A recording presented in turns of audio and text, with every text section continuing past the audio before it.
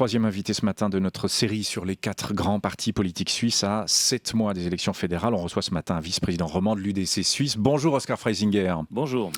Conseiller national depuis 2003, vous êtes conseiller d'État valaisan aussi en charge de la formation et de la sécurité. Merci d'être notre invité jusqu'à 8h dans notre studio de Sion à Berne. J'accueille aussi Stéphane Delory. Bonjour. Bonjour. On va commencer avec vous, donc Oskar Freisinger et l'UDC qui est solidement installé en tête des partis de Suisse, premier parti de Suisse depuis longtemps. Est-ce que c'est comme en sport ? Est-ce que le plus dur, c'est pas d'y arriver au sommet, c'est de se maintenir ? Ah oui, c'est toujours beaucoup plus difficile d'assumer des victoires que d'assumer des défaites. Quand on est au fond du trou, on peut que remonter. Quand on est au sommet, la descente menace. Mais on a quand même une solidité assez réjouissante. Il y a eu un petit flottement après 2011. Vous aviez perdu des plumes par rapport à 2007, ouais. Oui, on avait c'est une déperdition quand même tout à fait mesurée. Mais bon, on est quand même resté largement premier parti. Mais alors après, tout ce qui a suivi sur une vingtaine d'élections cantonales, on en a gagné 16, donc c'est très très réjouissant et c'est quand même un signal qui nous rend optimistes pour le mois d'octobre. C'était 26,6% en 2011 contre 28,9% en 2007. Votre programme pour 2015 reste à peu près le même. Quel est votre objectif chiffré pour ces élections fédérales 2015, Oskar Freisinger ? Alors la dernière fois qu'un chiffre a été articulé, les médias s'en sont emparés puis en ont fait une sorte de mantra qui nous a été très défavorable, donc je vais m'abstenir. C'était 30% et c'était Tony Brunner. On va en tout cas maintenir ce qu'on a, et puis ça, je pense que c'est le minimum, avec quand même une vue de progresser, mais alors c'est bien malin qui saura nous dire de combien on va progresser, mais j'imagine qu'on a une marge de progression tout à fait possible. Que le président du parti articule ce chiffre de 30%, vous venez de le dire, ça vous a été défavorable, c'était contre-productif ? Absolument. C'est absolument parce que l'électorat suisse n'aime pas quand on fait des grands effets d'annonce avec des buts un peu irréalistes ou bien trop arrogants. Donc c'est pas comme ça. La Suisse est un pays avec des gens très très modestes et on attend aussi des partis politiques qui ont une certaine modestie dans leurs pronostics. Et donc nous on dit qu'on va en tout cas maintenir l'acquis, voire progresser. Hors de combien, ça je sais pas. Et il a été un peu arrogant sur ce coup-là, Tony Brunner ?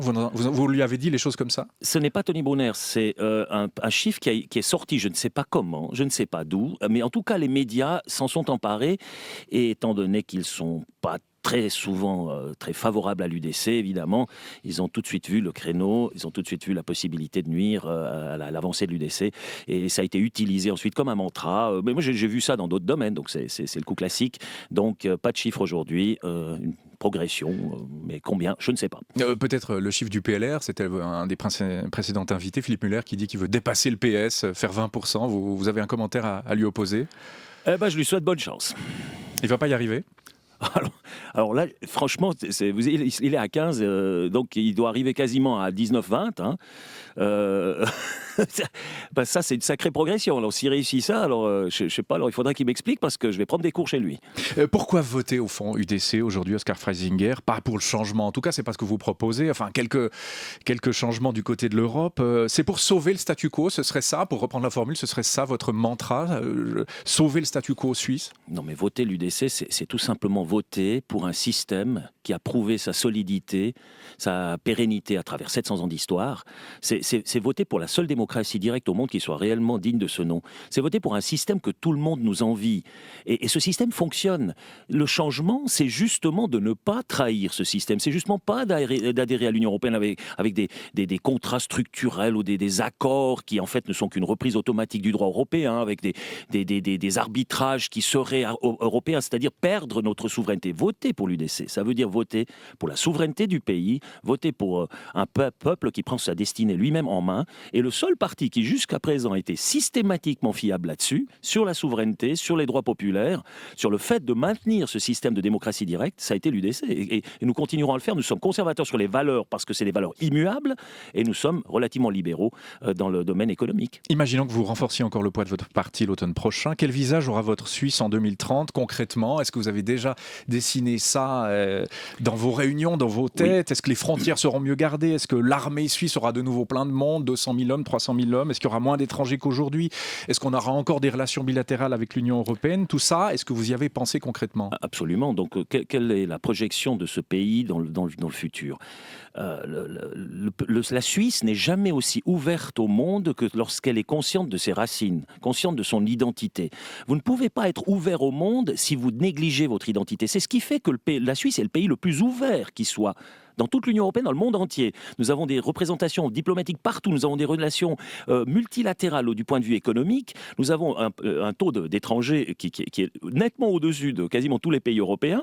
Donc nous sommes extrêmement ouverts, mais si nous négligeons notre identité, si nous nous perdons nous-mêmes en chemin, vous verrez que tout à coup on commence à fermer la porte. Ce qui est incroyable, c'est que cet équilibre entre conscience de son identité et du contrat social qui forme la Suisse est directement le socle sur lequel nous construisons notre ouverture vers le monde. Alors, il faut faire très attention de ne pas négliger ce socle. Et la Suisse, l'UDC est là pour rappeler ça, pour rappeler ce socle qui est indispensable si nous voulons continuer à jouer notre rôle, et il ne faut pas nous trahir nous-mêmes. Ouais. Et ce que le gouvernement fait partiellement, soit à travers sa politique d'immigration, où on rend le pays de plus en plus attractif, on nous dit, ah oui, non, mais j'ai encore eu hier une séance, on nous dit, il faut des places pour les requérants, mais il n'y a personne qui aurait l'idée de trouver un moyen pour rendre le pays moins attractif pour cette masse de requérants qui nous viennent. Alors, Stéphane Deléry, vous êtes avec nous, vous êtes un de nos correspondants parlementaires à Berne. L'UDC reste un parti très populaire, mais qui divise. Oui, bon, c'est pas le seul parti qui divise. Mais l'UDC, c'est le parti qui se réfère constamment au peuple. Ce peuple qui a toujours raison, ce peuple trahi par les élites. Mais il faut constater que l'UDC, bien souvent, divise ce peuple qu'elle chérit tant. Oscar Freisinger, je ne sais pas si vous vous souvenez du slogan de votre parti pour les élections fédérales il y a 4 ans. Oscar Freisinger. C'était pour la Suisse ou quelque chose comme ça. Ou... Les Suisses votent UDC. Ah oui, c'était ça, voilà. En clair, 73% des électeurs qui ont choisi de voter pour une autre formation politique en 2011 ne seraient pas suisses ou alors pas dignes de l'être.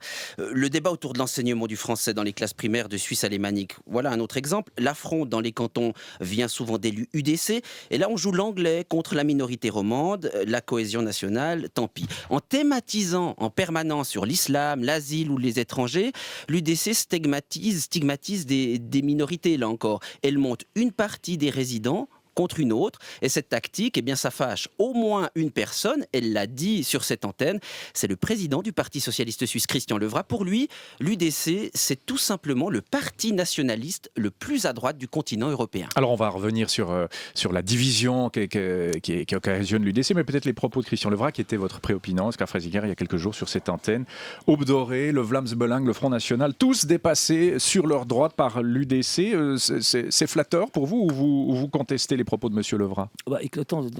Étant donné que lui dirige le parti socialiste le plus à gauche de toute l'Union européenne, proche des communistes et des stalinistes et des trotskistes, je me dis qu'évidemment, il doit avoir une perception très à droite de l'UDC, mais c'est sa vision subjective. Cet homme a été très insultant envers l'UDC dans le passé et il continue à l'être. J'aimerais juste revenir sur deux points essentiels de ce qu'a dit M. Deléry avant. L'histoire des langues, je vous rappelle que personnellement, j'ai fait tourner le vote à l'Assemblée des délégués et que l'UDC suisse a décidé que la première langue apprise à l'école, la première langue étrangère serait une langue nationale et ce serait le français. Oui, mais c'est votre parti, l'UDC, qui dans les cantons alémaniques a quand même monté au front plusieurs années pour faire penser l'anglais avant le français. Je vous rappelle que dans tous ces cantons, c'est un conglomérat de partis parce que l'UDC seul n'y arriverait pas. Donc il y a même des fois des élus socialistes qui y sont, en tout cas des radicaux ou des PDC. Donc nous ne sommes pas seuls là-dedans, mais au niveau du parti suisse, nous avons maintenant privilégié très clairement, et c'est dans le programme du parti, la première langue apprise à l'école, c'est une langue nationale. Ça, c'est la première des choses. Puis ensuite, quant à l'histoire de la stigmatisation. Non, mais attendez. L'islam, les étrangers, l'asile, là, vous divisez plutôt que vous rassemblez. Mais nous ne sommes pas là pour transformer ce pays en une vraie passoire où il n'y a plus d'identité, plus rien qui fonctionne, où il y a un abus énorme. Je vous rappelle quand même que la moitié des gens, des gens qui ont l'assistance sociale en Suisse sont d'origine étrangère. Et si vous comptez encore les naturalisés de fraîche date, vous arrivez à 70%. Mais ça, c'est le contribuable qui paye. Après, on s'étonne que les gens deviennent jeunes racistes. Mais si on avait une politique plus restrictive, qu'on expulsait enfin les étrangers criminels, on aurait beaucoup moins de racistes. Le seul parti qui combat systématiquement le racisme, c'est l'UDC. Le vivre C'est pas ensemble, les socialistes, eux, ils font que le favoriser. le vivre ensemble, c'est une notion qui vous parle, ça, Oscar Freisinger? Mais justement, le vivre ensemble, ça veut dire l'intégration. D'ailleurs, je nomme, moi, la semaine contre le racisme ici en Valais, personnellement et au niveau du département, on nomme ça la semaine de l'intégration. Si vous intégrez les gens, vous les intégrez à un système de valeurs, à un mode de vivre ensemble, et vous diminuez aussi le racisme interethnique qui existe, par exemple, entre les Serbes et les Kosovars, entre différentes ethnies africaines, entre les Syriens et les chiites, les sunnites, etc. Vous avez toujours ce problème, c'est que vous importez des formes de racisme où ces communautés-là se combattent entre elles sur le territoire suisse. Vous avez ça à haute dose. Donc, intégrons ces gens, et nous, en les intégrant, on arrive à un système qui est fédéraliste, qui respecte les minorités, qui respecte les valeurs, où la vie humaine n'est pas à disposition d'un quelconque pouvoir. C'est le système suisse, c'est un exemple et un modèle pour le monde entier. Vous n'avez pas répondu sur le positionnement sur l'échiquier, l'UDC plus à droite que ses autres partis, Vlaams Belang, Front National, etc. Vous avez eu des contacts avec des représentants de ces mouvements. Est-ce que vous êtes plus à droite qu'eux?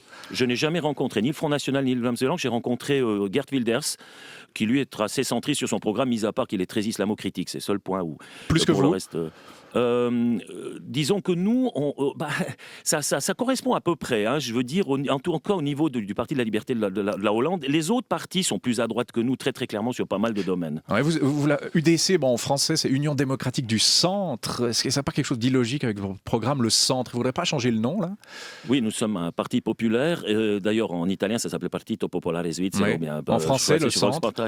Donc ça a été un label qui a été choisi au départ quand l'UDC a commencé à s'implanter en Suisse romande. C'est vrai qu'il ne correspond pas. Moi, je pense que nous sommes effectivement de la droite bourgeoise assumée. Nous assumons cette appartenance-là. Nous sommes conservateurs sur les valeurs. Bourgeois ou et nationaliste? Bourgeois ou nationaliste, Oscar Freisinger? Nous sommes souverainistes, patriotes et souverainistes. Stéphane Delory, vous êtes toujours avec nous. On vous retrouve au niveau justement du positionnement de l'UDC. Il y a parfois un peu de flottement. Oui, en 2003, quand vous avez été élu à Berne, Oscar Freisinger, tout était clair. On votait pour un parti clairement d'opposition, souverainiste anti-européen, avec un Christophe Blorer au mieux de sa forme qui vendait l'UDC comme la seule alternative à l'establishment et aux autres partis politiques. J'ai envie de dire que le parti était méchant, agressif dans le bon sens du terme, comme dirait un commentateur de football, parti national conservateur, droit dans ses bottes. Avec ce positionnement, l'UDC a absorbé tous les partis extrémistes qui se trouvaient à sa droite, et désormais le réservoir de voix de l'UDC se trouve à sa gauche. Pour dépasser les 27%, l'UDC doit donc s'assagir, au moins en apparence. Du coup, on trouve un chef de campagne bernois presque centriste, un chien rigolo comme mascotte, et au lieu d'agresser, eh bien, on drague les autres partis jusqu'au centre de l'échiquier politique. On s'en prend au droit international via des initiatives plutôt qu'aux abuseurs de l'asile.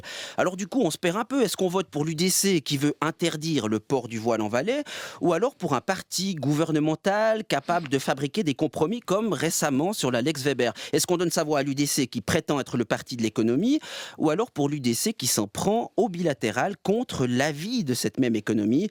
Tout est un peu plus flou pour l'électeur UDC de 2015. Oscar Freisinger, est-ce que le parti, l'UDC, votre parti, souffre un peu de quelques troubles de la personnalité? Vos électeurs s'y retrouvent vraiment?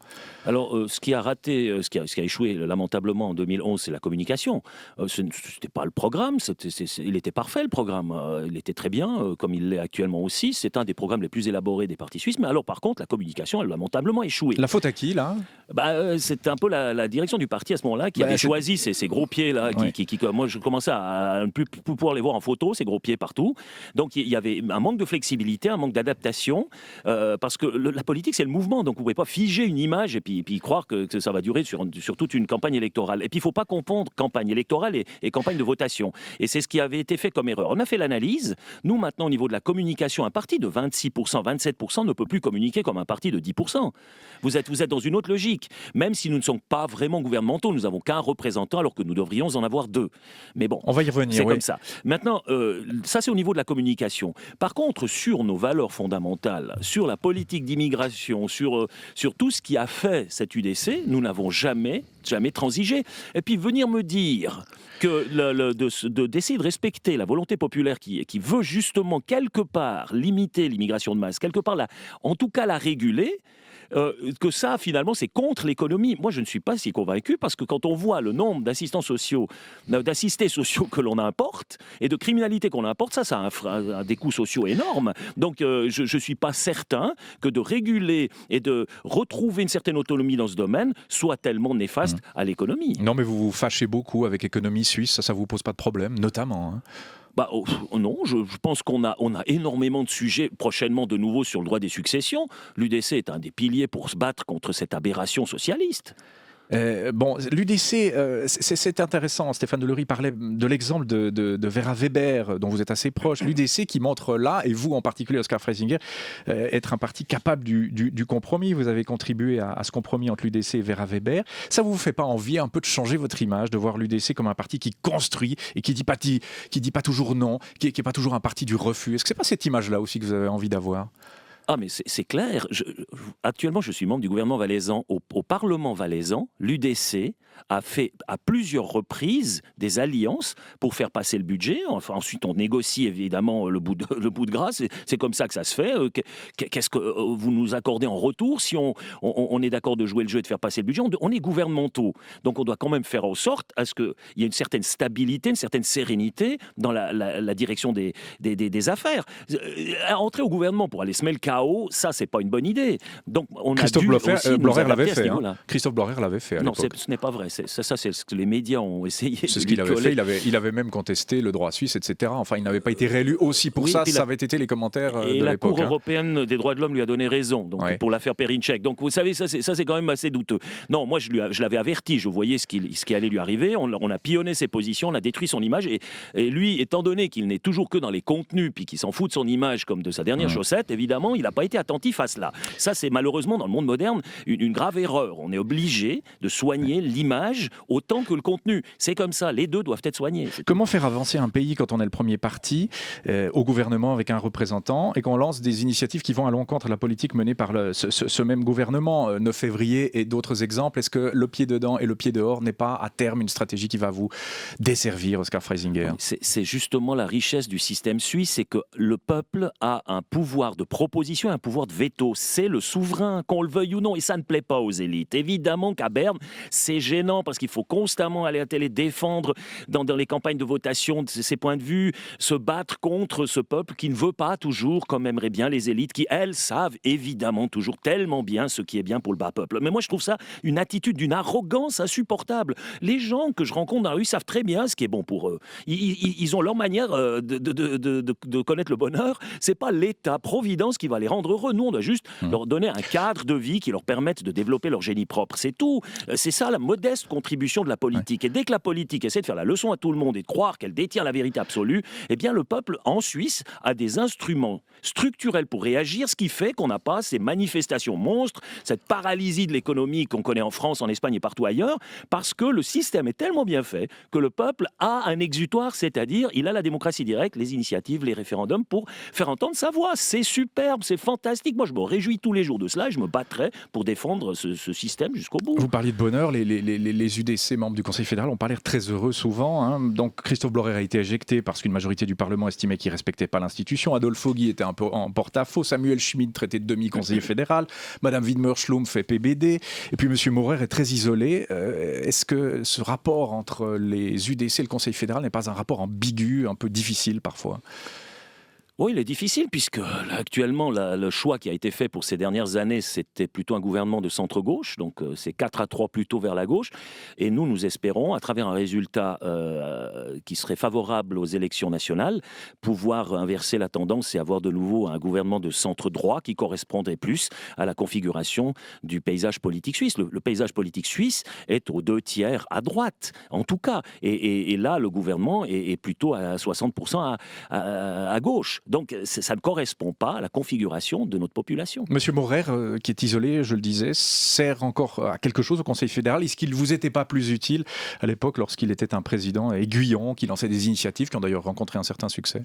Bon, moi, je ne vous cacherai pas qu'au moment où on a présenté ce fameux ticket double, j'étais de ceux qui ont voté pour le ticket simple. On présentait Blocher, le Parlement refusait. Et à ce moment-là, on ne retournait pas dans le gouvernement, puis on faisait de l'opposition. Bon, à ma foi, ça n'a pas joué. Maintenant, c'est toujours votre souhait Bon, maintenant, on y est depuis trop. Maintenant, il faut essayer d'avoir un deuxième siège pour pouvoir au moins changer les équilibres dans ce gouvernement. C'est ça maintenant le but. Et puis je dirais que M. Moret, ma foi, il se trouve dans un département, un des seuls départements qui a dégraissé systématiquement pendant les 10 dernières années, 15 dernières années.